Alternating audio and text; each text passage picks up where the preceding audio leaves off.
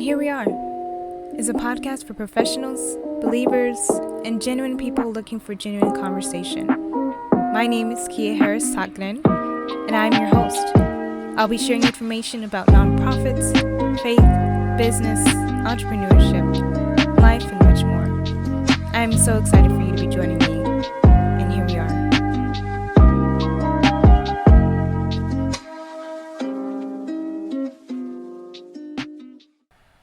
We're here for episode 1 of And Here We Are podcast. I'm so excited you're here. My name is Kia Harris Taklen, and I realized in the welcome message I didn't exactly introduce myself. So I am a nonprofit consultant, educator, and founder.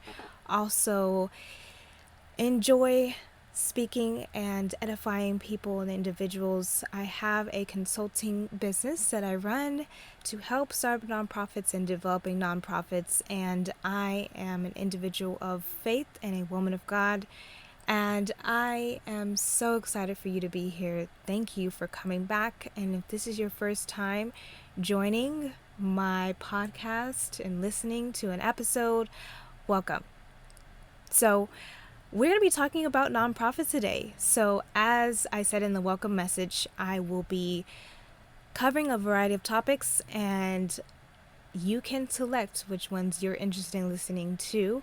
We're going to be talking about serving through a nonprofit today. I want to give you the story behind how I started my nonprofit, Dare Humanity, and kind of do some storytelling to share how that happened. How did that even happen? How did it come about that I was starting a nonprofit? So let's backtrack to undergrad. So I went to undergrad.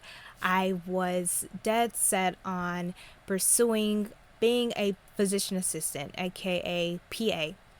So I spent some time studying in order to become a physician assistant. This is what my goal was. So I applied to PA school, a few of them, and rejected by every single one.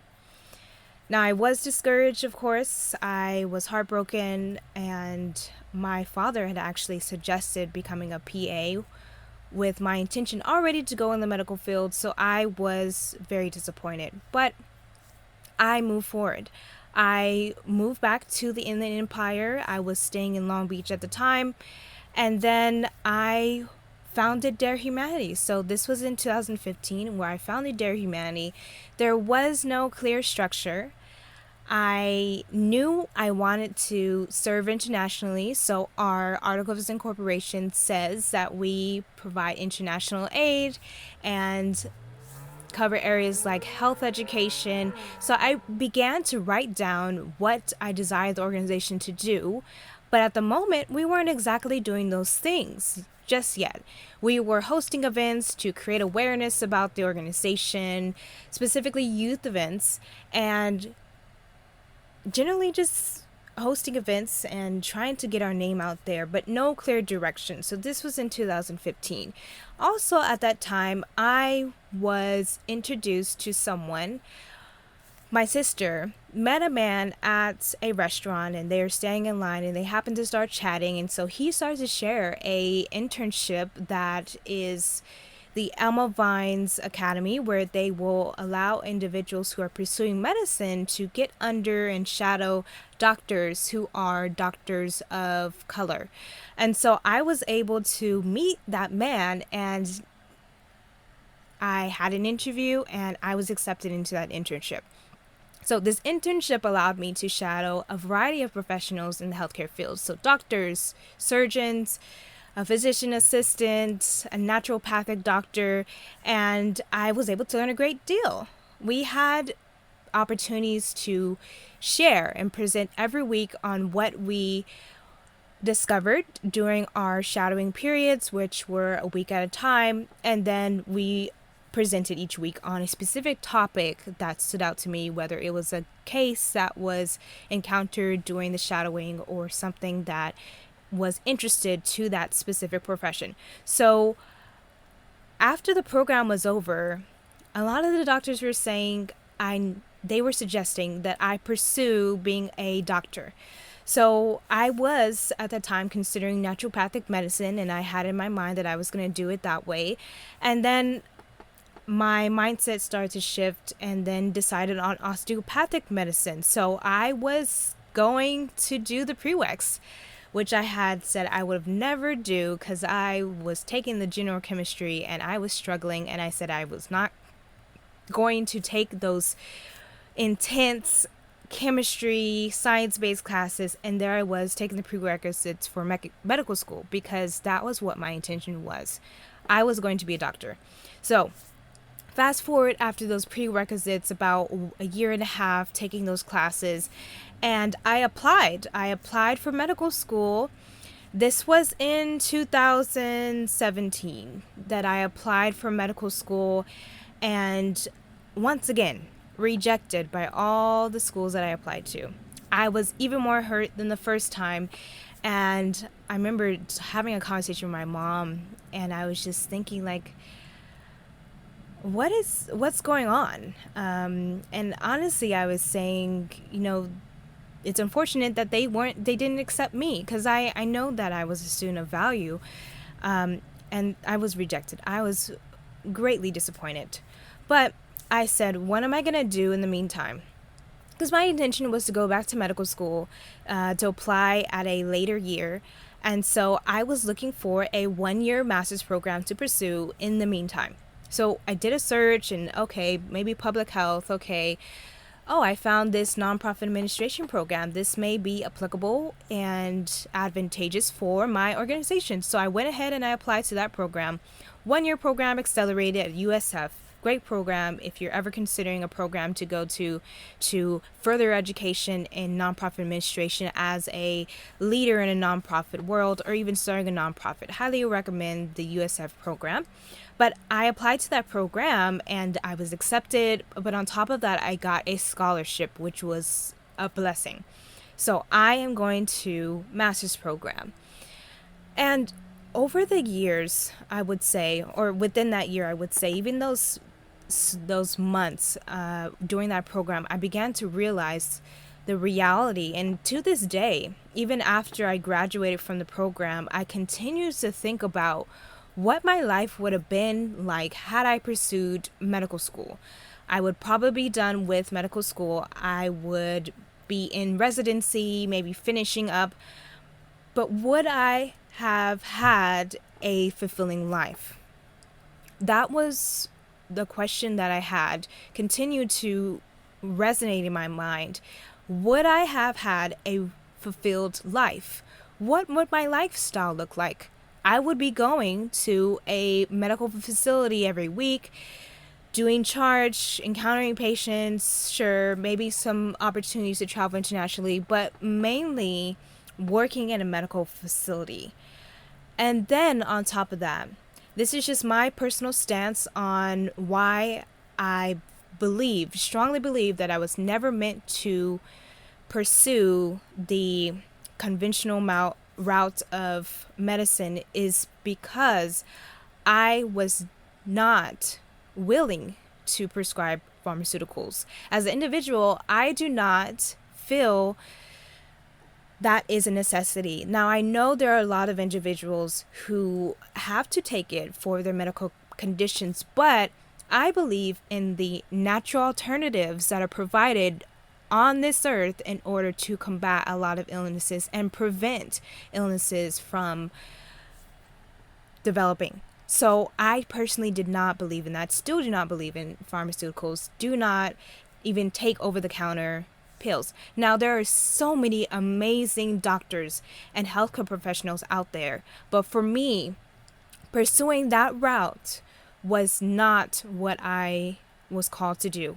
Now, of course, if we backtrack to all those rejections, at the time I didn't see it that way. I saw it as I'm being rejected, and I put in all this work. I studied for the MCAT, and I have all these recommendations. I did all this work, and was it for nothing? And it wasn't, because I needed that clear distinction that this was not for me. So I learned even more of that during the program, where I was actively applying a lot of what I was learning directly to my nonprofit, Dare Humanity, and then continuing to realize that I was not called to be a conventional doctor. Now, today, I am absolutely still interested in natural medicine. This is on my to-do list to pursue something related to that. But I came to a realization that that was not my calling, and that is okay. It's okay if you see someone in a profession that you once pursued that you realize was not for you and say, that is great that they are able to be in that profession. This is where I'm called to do. And you'll realize that the things that you're passionate about, your gifts will automatically just blossom because of your ability to make that distinction and say, this is what I'm called to do, versus trying to pursue something from your past or pursue something that you're not called to. You're wasting your time if you do pursue something that you're not called to do, but you're also holding back those gifts that need to be given to the people you're supposed to be serving versus the people that you thought you were going to be serving. So really realize what your gifts are, because there's people waiting for you to tap into your true gifts, but don't weigh into those distractions of what could have been. Okay, if I would have pursued this is what my lifestyle would be. Let me try to pick it up a bit again. No, don't pick it up again. I want you to pick up what you've been called to do. So M&A program, I was building my organization while I was in that program, and there are so many things that I have been able to accomplish because of that. I had so much favor. I had the ability to work at a nonprofit while I was pursuing that, and even afterward getting promotion. And then I was still building my organization at the same time. So I graduated in 2017. No, I graduated in 2018, and then I was on the brink of beginning the work in Haiti. So when that work in Haiti began, that was September of 2018, and that was something that truly I knew it was my calling. But before we get into that, let's take a quick break.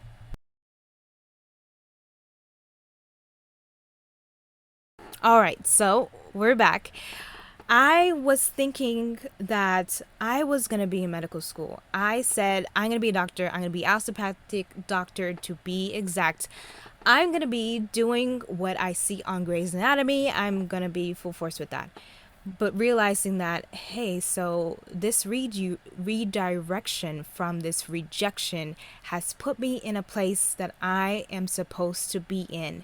And the rejection hurt, the denials hurt, the thoughts of the past hurt, but I'm here, and this is exactly where I need to be. So we began our work in Haiti September 2018. So I was graduating. And I would say the beginning of that year, God placed in my heart to go to Haiti.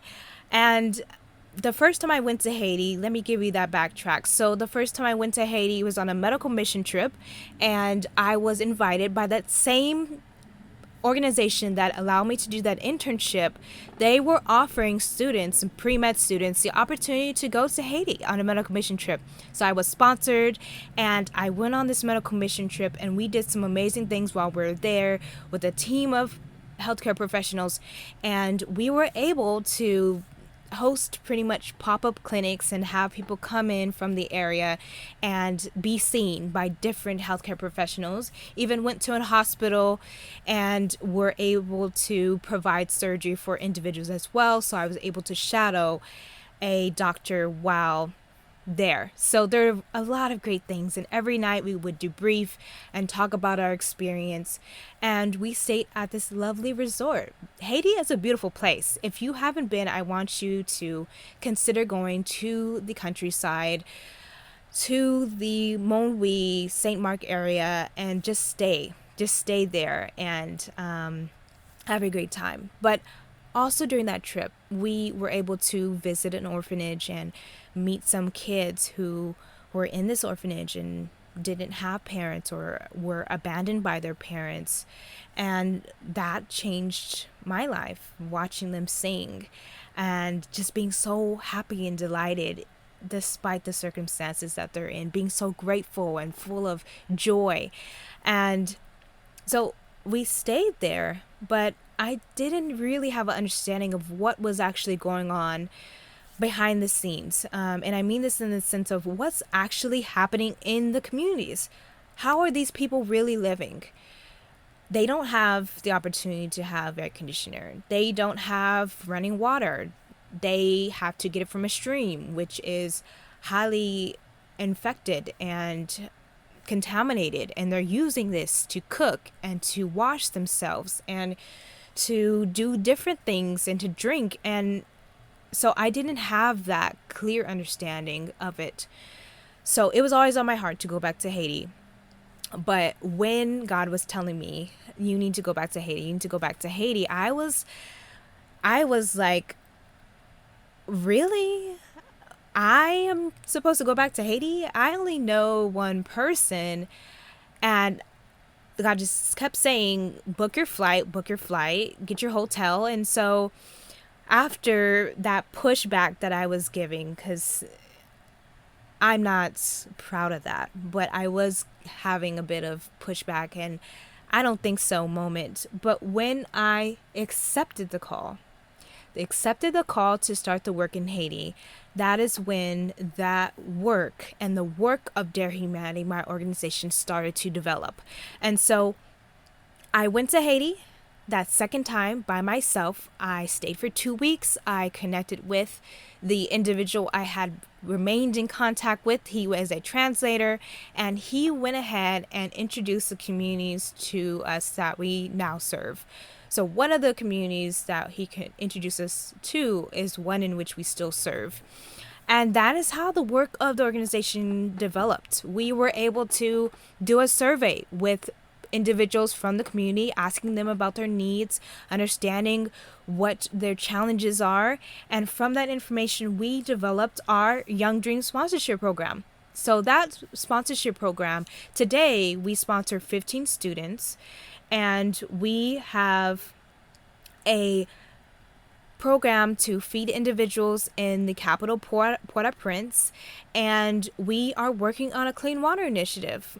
We've been able to serve to date 235 people through our food giveaway program and sponsored 15 students, ranging from kindergarten all the way up to middle school, what we would call middle school. So there's just so much that happened when I decided and accepted the fact that the calling that I thought was for me was not in fact for me, and I needed to go a different route in order to arrive where I am today. So that is how the work of Haiti began in 2018. And if you're listening to this now, it's 2021, and we are still working there, still building out things, and so many things that have come from that. So being a founder is not for the title. For any type of entity that you run, whether it is a business, a project, a nonprofit, you have to take on a variety of things when you accept that call. So there's been a variety of challenges that have occurred because of what we do in Haiti. As a leader of the nonprofit, there are a variety of things that happen. And for all nonprofits, there are a variety of things that happen behind the scenes just by serving. So for me, my lesson has been, when it comes to serving, that serving is going to come with a variety of things that are going to challenge you. They're going to challenge you as an individual. So what are you going to do with those challenges? What are you going to do when the people you serve are not necessarily appreciative of it? What are you going to do when the people you serve are not respecting you? What are you going to do when the people you serve and you're trying to help them are not cooperating? This is the pivotal moment for you. If you are being challenged in a place of leadership, that you have to consider what your next point is. Because when you're serving others, you can't abandon them. And you shouldn't abandon them. You should not be quick to abandon them, because they're depending on you. Despite what the attitudes are, despite what is occurring, they are depending on you.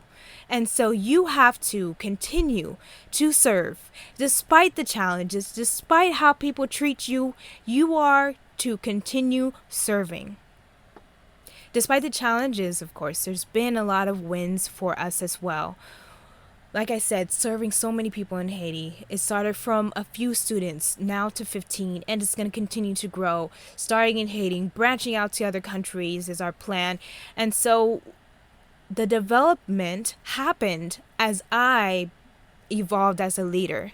The development happened as I evolved as a leader. I became more resilient so I can serve better.